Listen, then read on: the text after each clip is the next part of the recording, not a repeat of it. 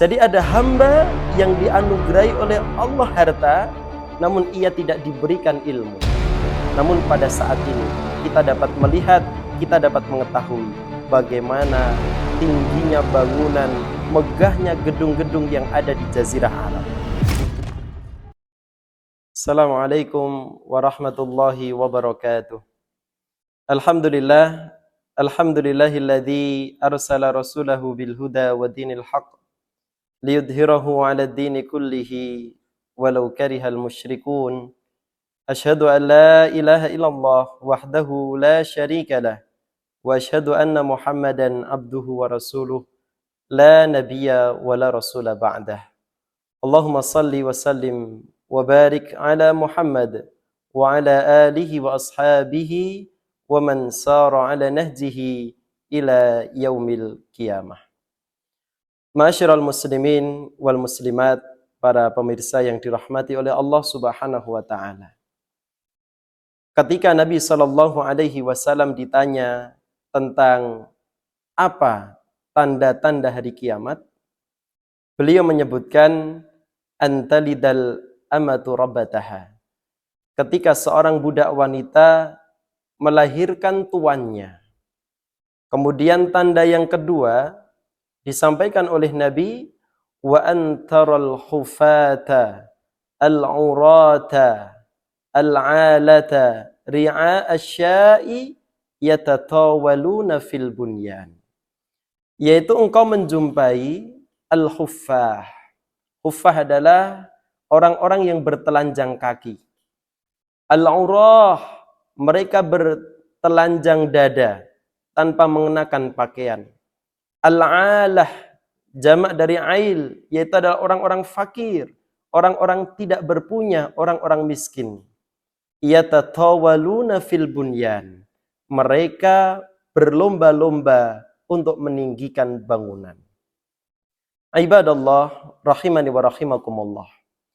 Apa maksud daripada yatatawaluna fil bunyan? Mereka meninggi, berlomba-lomba untuk meninggikan bangunan. Di antaranya ada beberapa pendapat di kalangan para ulama.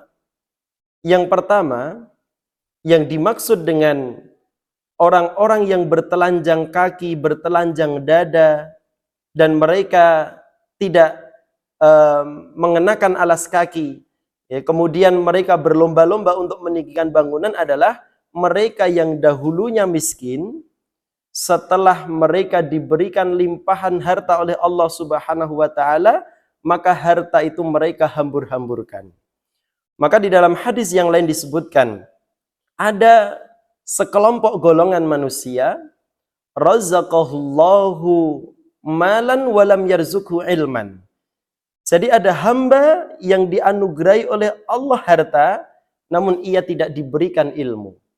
Sehingga dengan hartanya itu dia gunakan, dia belanjakan secara serampangan.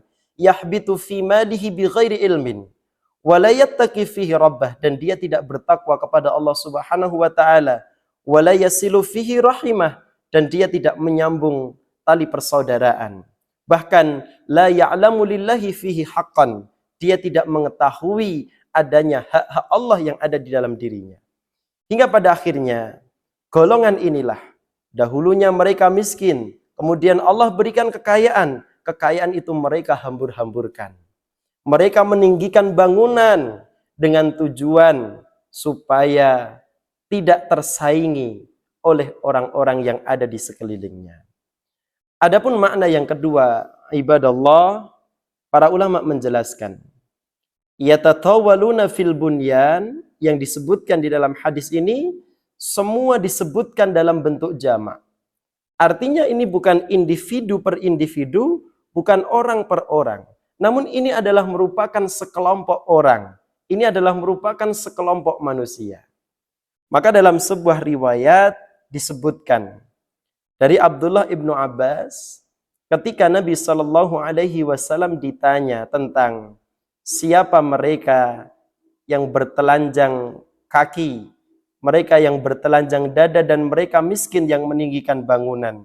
Kemudian Nabi Shallallahu alaihi wasallam beliau menjawab, humul Arab, mereka adalah orang-orang Arab.